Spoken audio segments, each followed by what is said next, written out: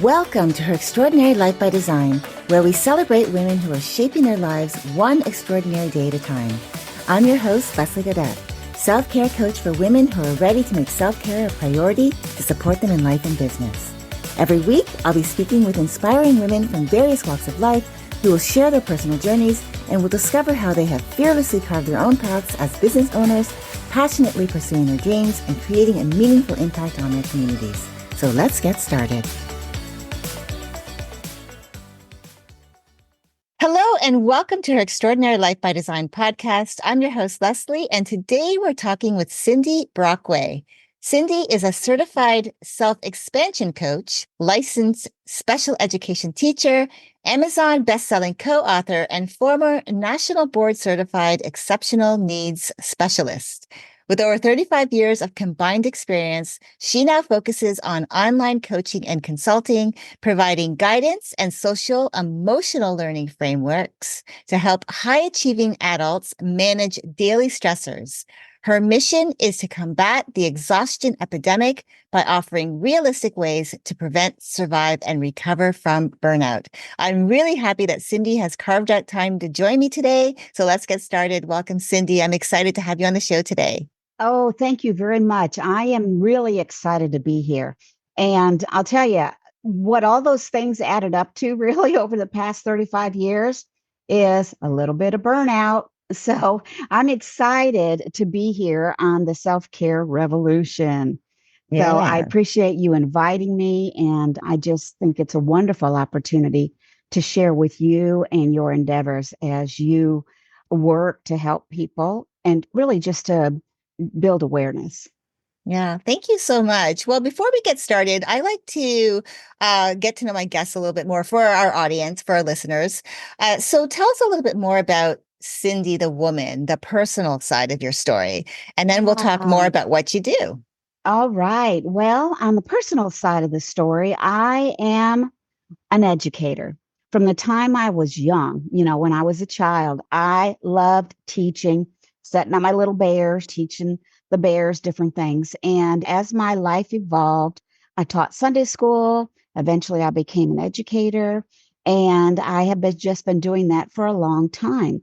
And I do it in so many different realms. One of my favorite is jewelry making. And so as a personal person, rather than the entrepreneur or business part of me, I love making jewelry.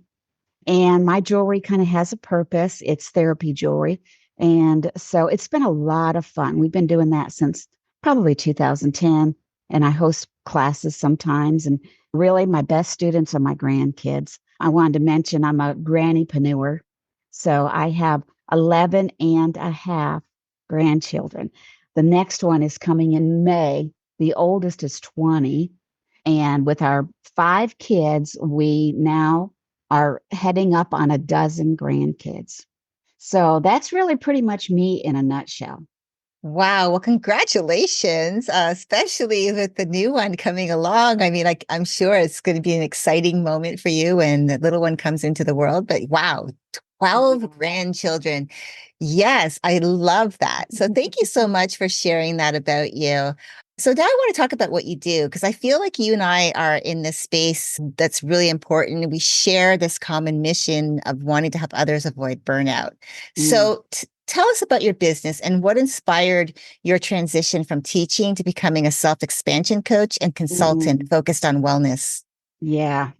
Well, it's because I have always been high achieving, driven, and very industrious, but also compassionate. And when you put those all together without a focus on self-care or self-awareness, you just set yourself up for burnout. And over the past 25 years, I have experienced 4 massive burnout episodes. The last one was 3 months long. Well, it was longer than that, but I ended up on a 3-month medical leave because I just didn't have in place the tools that I needed to use to keep myself afloat while still serving and uplifting the people in my circle of influence. And so I got to a point because when you're in education, and it happens in many fields, I'm sure you've heard that. In many fields, they really push overachievement. And they do not, most jobs that I've ever come in contact with, they do not emphasize self care. Now, there's a few out there that I've read about that sound really amazing, but most of the time, and I know from my own personal experience in the education field, where you're on a contract and you don't work hourly, you're theirs 24/7. And I did not, I guess, value my own time and space. And secondly, I did not have the tools at that time when I was going through that 35 years in education to really speak up for myself. And that is what got me where I was. And you would think after the first two or three burnouts that I would have had a better handle on it. But I was making the money for the family for the most part. I wasn't a single mom, but it felt like it sometimes. And I just put a lot of my energy and focus into what I was doing to support other people's mission and not really taking care of myself. So I guess it's been, I guess, since about 2015 when I went on medical leave, that is when I started gathering what I needed to fuel my own self care and my own vision for what I want my life to be and how I can still be the best mom, the best teacher, the best wife, or the best I can be at any given moment, and without just depleting myself all the time. So that's kind of what brought me to where I am today. I started slowing down at work, saying no to a lot of things. That doesn't go over very well, at least not in the few places where I started setting some healthy boundaries because they feel like you're mad or you've got an attitude.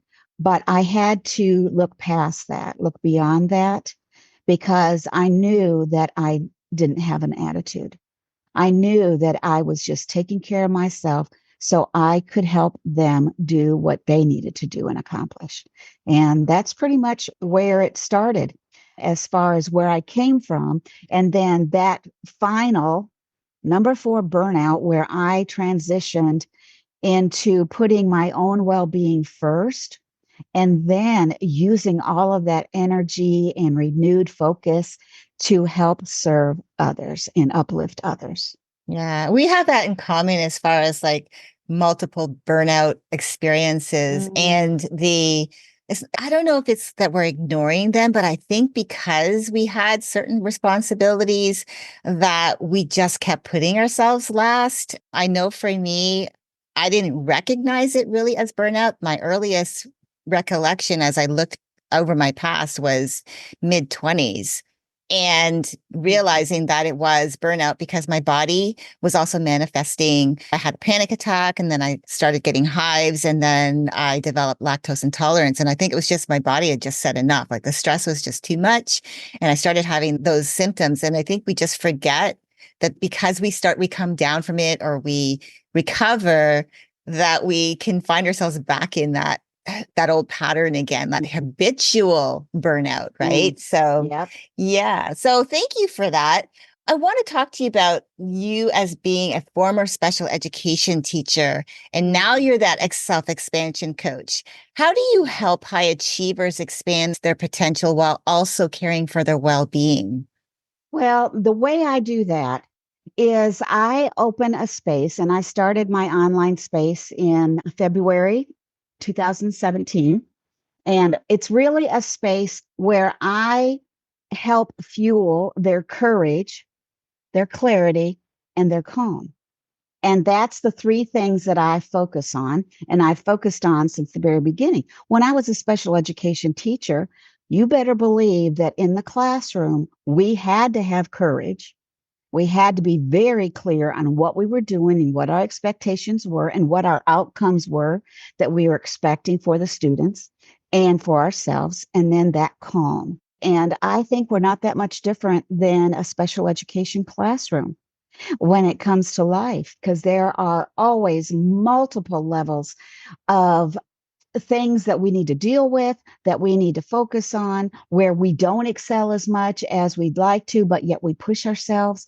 And so, really, I kind of felt like starting with myself first, being okay with not being perfect, with not always being there 24/7 when they wanted me there, and just learning how to escape that massive work epidemic that we have in the United States and learning how to maneuver it so that I could still be a valuable employee. And now that I'm a business owner myself, still have a lot of value to offer, but knowing that I am going to make sure that I fill my cup so that I'm ready to go and getting rid of that guilt. Because I think that was what kept me going for that habitual burnout is the guilt for trying to step away or say no or turn down an opportunity to make more money by doing this or doing that to fuel my family's budget. So that's kind of what I did. I don't know if that answers your question, but that's Yeah. kind of the flow that it took. And so that's pretty much where I'm at. I know my most recent thing that I've done is it's a year ago this month, I started my Mind Moments membership. And that is also a place where I teach people how to just take a breath, consider their thoughts, consider their circumstances, consider their conversations and the actions they're taking, and answer this one question. Are you controlling those or are they controlling you? And it all Yeah. starts up here. Yeah, that's a great question too. Well, I have a follow-up question to what we were just talking about because you have, again, that your background is being a special education teacher and you're working with high achievers. When did you first notice burnout becoming a major issue? Because I'm sure that we've talked about this in previous discussions that even students, you started noticing, even like with students have, especially today, there's so much pressure, whether you're a great in grade school and there's so much homework, as you get into high school and they're going into college and all of those university level classes. Like, when did you start noticing burnout becoming a major issue? Well, I think the first few years I just powered through and I didn't see it because I had all this energy and everything. But like you said, your body starts to slow down. You don't have the ambition that you used to have. You start dreading going there. And it was early on for me, to be honest. I was in the education field for 35 years and I was probably in my 20s, just like you, when I started feeling the efforts, but I didn't necessarily equate it with my drive for perfectionism or workaholic stuff. I just felt like, what's going on? I got fibromyalgia. I had lots of issues going on, and I saw lots of specialists even back then. And then a few years later with the migraine. So that's pretty much where, when I look back on it, just like you said, these things I saw happening to me, even not even just myself personally and my health, but my connection with other people, even with my children, with my husband at that time, becoming kind of short fused and frustrated and expecting things from them that maybe they weren't able to give. But in my mind, I needed somebody to dig me out. And I was looking outside of myself in order for that to happen. And when you look at yourself, you look at children, you look at my kids in the classroom. When I started melting down, they could feel it too. And it's sort of like a spiral effect. You're going really good, and then all of a sudden things start to fly off, and you end up with just this spinning web of nothingness and tiredness and ugly emotions. So that's pretty much what it looked like for me. And then I'd get myself together, I'd become more calm. I lived for the weekends and the school vacations. And that's the way a lot of people live. But that's not a fulfilling life, I've learned. And so I've started just structuring things so that I can look forward to each day and not waste my time away looking for a break.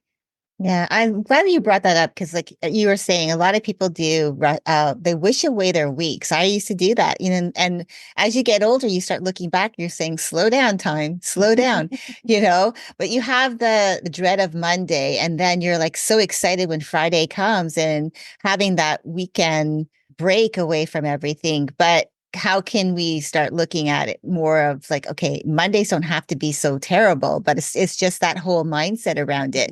So I know that you are familiar with it. I'm familiar with it because it's what we've both experienced. But how would you, if you could define it, how would you define burnout and some of its common symptoms? All right. Well, I think for me, burnout, first and foremost, is a mental fog. You just feel like you're forgetting stuff. You forget appointments. You leave the house without your lunch. There was a lot of mental fog for me. That was the first sign. And had I had a better handle on it in the very beginning, that's when you should start taking care of things, is when you start getting that mental fog. But you don't, you push yourself harder and you're harder on yourself. You say, what is my problem? And also, and I've mentioned this, I've alluded to it earlier, is you've got that mental fog. You've got the physical manifestations that come with it, the emotional manifestations, having more crying spells. I'm kind of the person that does the crying spells when I get really tired and burned out. And then for me, there was also a spiritual component where I couldn't really put it all into words, but I didn't necessarily I found it hard for me to be thankful for where I was at and appreciate what was going on because I really felt that it was more than I could handle. And it was because I had put it on there, but I felt like God had allowed me to have all this stuff. And I don't know if you felt that way or not, but that was to me part of the burnout scenario. So it's your physical, your emotional, your spiritual, and then that cognitive mess that happens when you just can't think straight. And I think that's what makes it hard for us to open ourselves up for what is going to start the healing process, is because we are so caught up and scrambled because of the burnout or the exhaustion that we don't even have the mental fortitude to figure out what's going on. We just kind of push and push and push, trying to, I guess, barge our way through. And that is really 100% opposite of what we need to be doing.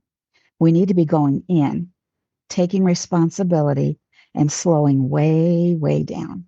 And I think that, and if you think back to your different spells with burnout, to me, when it happened very heavily, right before the massive downfall or meltdown, I was going 90 miles an hour, trying to catch up, trying to make things happen.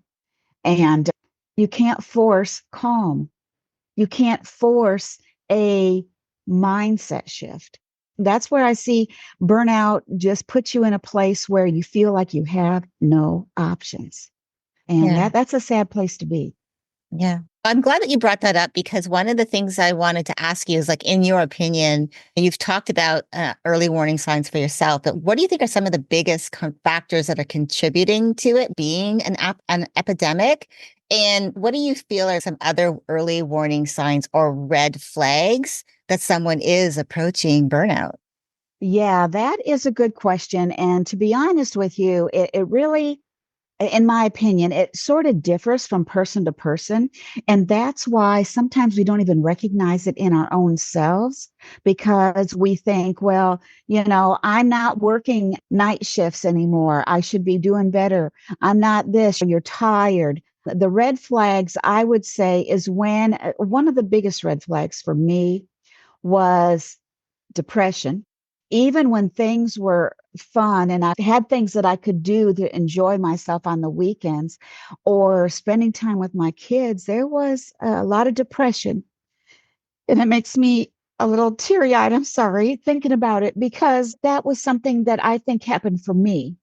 Depression crept in, and I did not realize that everything looked dark and gloomy and overwhelming because I was depressed, literally, physically, biologically depressed at that point. And I don't know if you went through any clinical depression with your burnout, but that was part of my red flags that I did not take a look at. And I think people that are busy, high achieving, active, go getters, we often push ourselves when there are red flags like depression, like binge eating, like not wanting to get out and go places like you used to. We overlook some of that stuff and we just say it's because we're tired or because it's that time of the year when we're getting ready for finals and all that stuff. You kind of take whatever's going on in your realm of experience, whether it's in the classroom, whether it's in the office, whether it's in the gym, people who are there to help us get ourselves in shape mentally and physically, they still have the same problem. You Mm-hmm. know, it's everywhere if we're not aware. And like you said, looking for those red flags. And so for me, I think not making excuses for the red flags of actual physical issues that could be contributing to some of this burnout. And I do feel strongly that the things that we put ourselves under, the pressure we put ourselves under, can bring about some of those more clinical type diagnoses that we need to watch out for. And like you said, when you were in your 20s, wasn't it that physical ailments that really started slowing you down? And so that's probably one of the biggest red flags are the emotional areas where we are just not who we used to be or who we thought we were, the physical areas where we don't have the stamina and the energy anymore. And the third one for me is the spiritual aspect, where you just become complacent with your faith, your spiritual side. And those are Mm-hmm. the three biggest red flags I see for us. And also, like I mentioned before, looking outside of you, how are the people around you responding to you? Mm-hmm. Because they see it sometimes before we do. Mm-hmm. And yeah, they're like, stand back. Cindy's got one of her days. And you think, if you had my job, you'd be doing the same thing, but not necessarily. So that's where I feel like it's important for us to look for support and resources that can help us along the way. Don't feel like we have to do it all ourselves. That's kind of another red flag of a workaholic and a high achiever is you think you have to do it all yourself and you're not willing to let other people step in and take over a few things. You're afraid to admit that you might need some help. And it just, there's a lot of components to that exhaustion epidemic. And for me, maybe for you too, in my education field, I'll tell you what, the people and the teachers who worked and coached and did after school and did the morning breakfast program, if they could do all that stuff and drive a bus, wow, they got teacher of the year and they got this and they got that. And there was a lot of pressure to perform. And that's when all the red flags start coming up. Yeah, I'm glad that you brought that up. For me too, I wanted to point out one of my things that I found I was doing was I was disconnecting. I was isolating myself from other people because just didn't want them to see how I was feeling. Again, also that added piece of not asking for help, not looking and asking for that support. And that just kept me isolated from everything, which just makes you feel worse and worse. But Mm. also, too, I think when other people are reflecting back to you what you're putting out into the world, whether it's your irritability, whether you're snappy, or whatever that looks like for you, however you show up, and it's not the norm for you, but it's become the norm for you. Like it's not a nice place to be. People, if they start feeling it and they start reflecting that back to you, they start asking you about it. We don't like to see the mirror turned back on ourselves when we're in that position because we might even feel like we're being attacked, but really those people are just trying to help us to say, look, this is what you're doing to yourself. And so it's really important. Those red flags, we can actually avoid a lot of that. But again, we can have people responding to us saying, hey, you need to slow down. Maybe you need help. And those are words of really of support. But if you're in the middle of a burnout phase, it could feel like, oh, you're saying I'm not good enough, that I'm failing. And it's unfortunate. So, yeah, I mean, it's unfortunate because I feel like this is an epidemic that really could be, if we started talking about it more, not just as adults talking about it, but talking about it in our homes with our kids to help them as well to see like where they're at. Because again, they are having more homework. There's more responsibilities, more pressures as you get older, go through high school, and then you get into college. There's less supervision as you get into those later years in school. And there's just the expectation that you show up. And so if you are burning the candle at both ends and you are maybe having a social life that is you're really going at it hard. And then you have your learning, you've got your curriculum, and they start butting heads because your body starts to physically feel it. You get emotionally drained, you're not sleeping well, like you were saying, maybe even fall into depression. So, yeah. And you know what else brought that up when you talked about children? And when they see you, and this happened with my children personally, they saw me as a hard worker. They felt like I could go 24/7 and that they should go 24/7. They didn't see behind the scenes because I didn't let them see behind the scenes. And I didn't prepare them necessarily. And as they get older, as they get to where there are less structure for them, how do they cope? I know how my kids coped, a couple of them self-medicating. And that is to me another really big red flag is when we start self-medicating. And that can be through alcohol, through binge shopping, through eating. And there's a lot of different ways, drugs that people do, smoking, all these things that are maybe a crutch to try to help us to relax so that we can continue to meet the expectations that we think everyone is putting on us. And a lot of times it's the expectations we put on ourselves. And as my kids have gotten older and they're in their 30s now, no, getting close to their 40s now, now that we talk, a grown up to grown up, and they said, Mom, I didn't realize that. I went through that myself in my late 30s when one of my first few burnouts, because I was angry at my parents for not telling me that life is hard. And as a 30-year-old, I remember telling me, and that was when my depression was first diagnosed as well.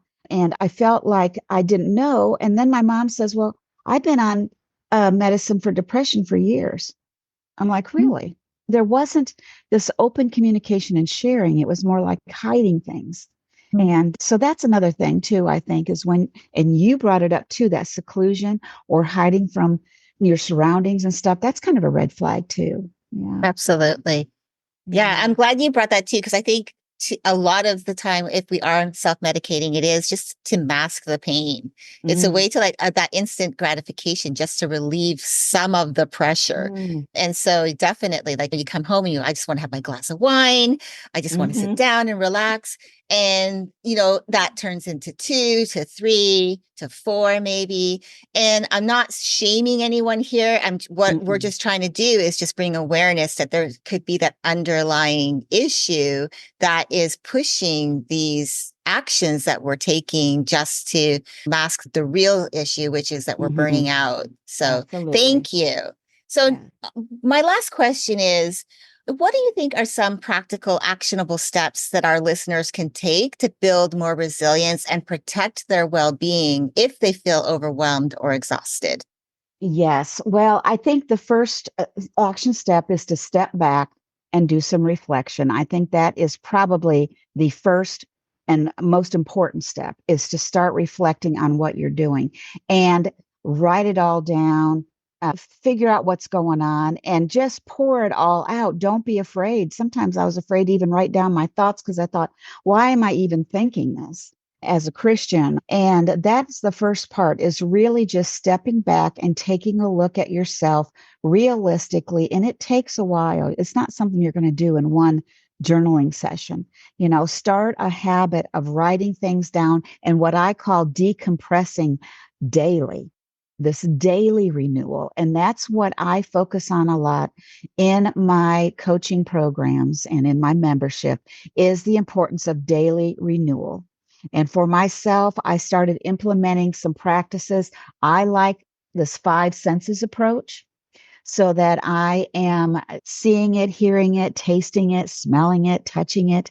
And that's a fun approach to take. That comes from my educational background because that's how kids learn best with all these different modalities.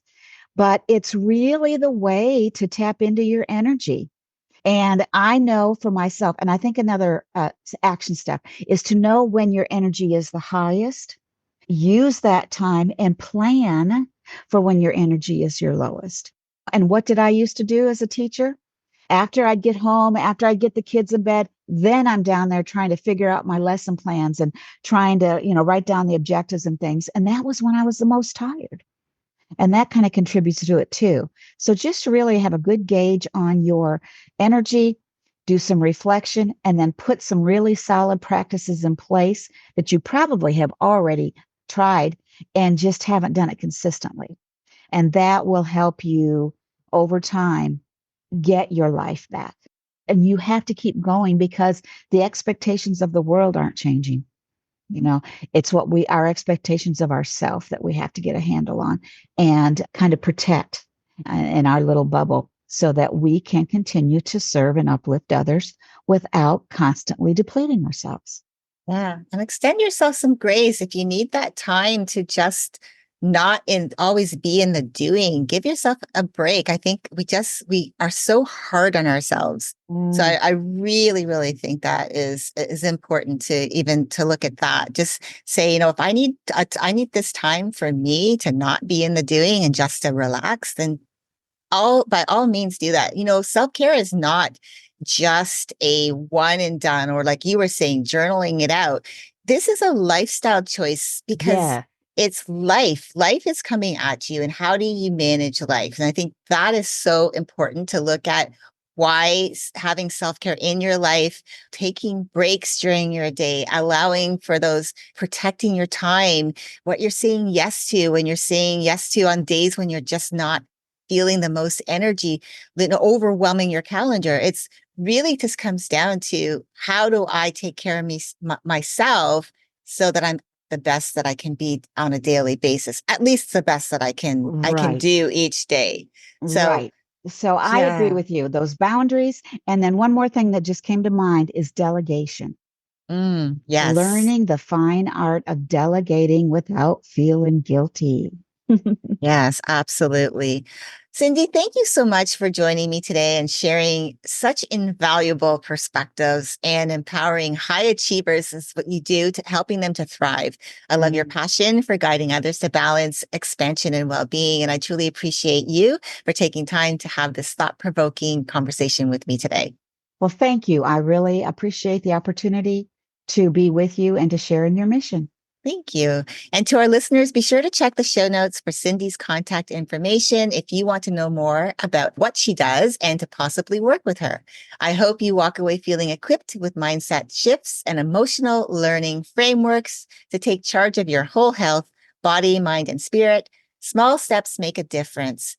Wishing you all continued growth and balance. And until next time, keep dreaming, keep believing, and keep designing your extraordinary life one day at a time. Thank you for joining me on Her Extraordinary Life by Design. I hope you've been inspired and empowered by the incredible stories shared on this show. If you enjoyed this episode and the conversations we've had, I would greatly appreciate if you could take a moment to leave a review. Your feedback and support mean the world to me, and it will help others discover the podcast and join our empowering community. Remember to hit the subscribe button so you never miss an episode. Together, we can continue to learn from these amazing women, uncover their extraordinary journeys, and be motivated to create our own lives by design. Thank you again for tuning in. Until next time, stay empowered and keep shaping your extraordinary life one day at a time.